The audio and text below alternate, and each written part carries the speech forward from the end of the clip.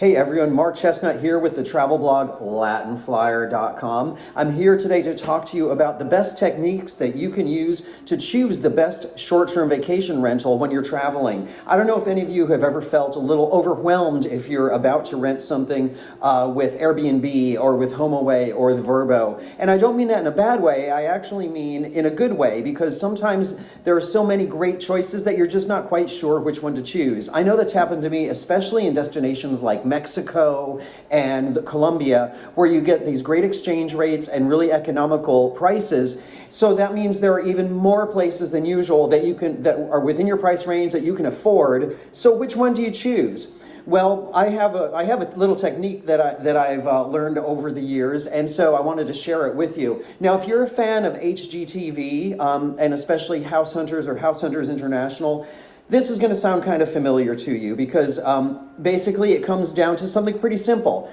When you're presented with a bunch of choices and you don't know which one to go to, you just need to make a list of your top priorities and then review which properties best meet those needs and best suit your desires. So this can be used regardless of which short-term home rental or that you're using. It could even be used with hotels, actually.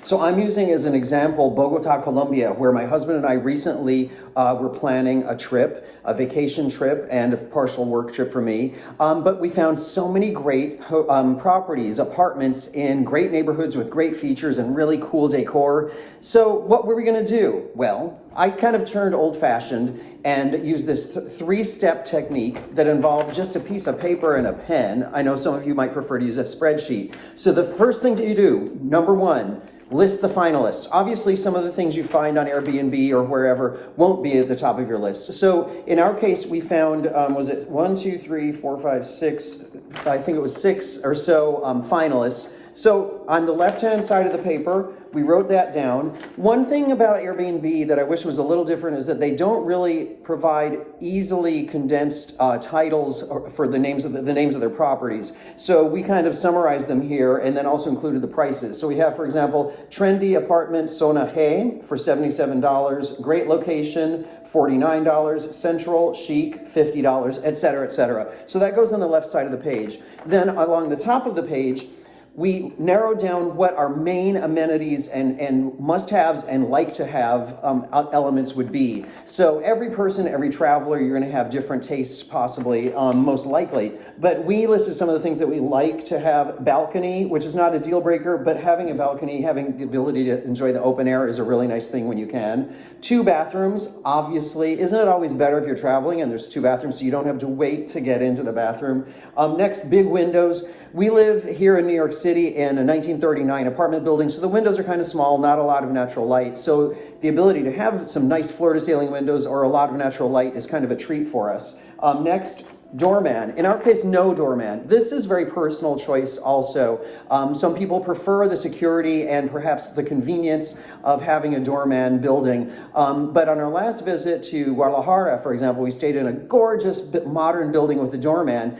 But that doorman tended to take very long breaks for lunch and bathroom breaks. And so he locked the door to the lobby when he traveled, when he went on break rather. So sometimes we had to wait for up to 15 minutes to get into the building where we were staying. So didn't really love that and didn't really love he was a little prying also. So in this particular trip, we were like, let's try to go without a doorman. The final thing, good for an extended stay. In this particular trip to Bogota, I'm a travel writer and a photographer, so I was staying later than Angel in order to get some work done. So I wanted a place that would be budget friendly and also just overall comfortable for me to stay by myself after Angel left. So we have these on the top, and then you make a grid or you use your spreadsheet, and then it's just a simple matter of going through and you can check off or X off each of the features that each apartment has. And then once you have this down, I didn't do it overly neatly, but you can see here, once you have all this written down,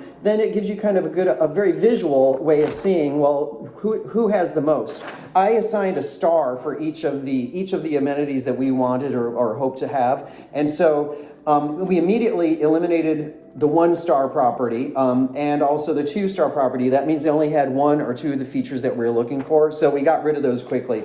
Then we were left with some that were 3, 4, and 5 star. Well, actually, our final choice, it turned out, this is the thing. Sometimes things like a doorman or even a balcony can be hard to determine from the listings in Airbnb, for example. Not all listings are created equal in terms of the quality of the information and the photos that they present. I think you may have noticed that already too. So sometimes it's hard to tell if the building has a doorman because they don't say whether they do or not in the thing. Or they may say that they have a balcony, but then there's not a single photo of the balcony. This is where it's important to realize that you can contact an Airbnb host long before you've made a reservation with them, or even if you're not going to really make a reservation with them. So we contacted the host of this one apartment here at the top, for example, and said, hey, we'd just like to know, do you have a doorman?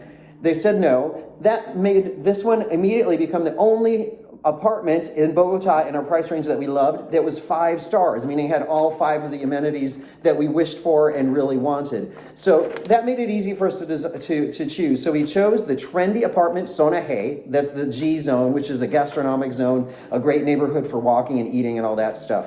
So once you compare and contrast, it can really help you to get the big picture and kind of to summarize what is really important to you. So after reviewing, we rented that apartment. We're going to be there next week. So will we be happy ultimately with our final choice? Stay tuned and find out. Thank you for joining me, and safe travels.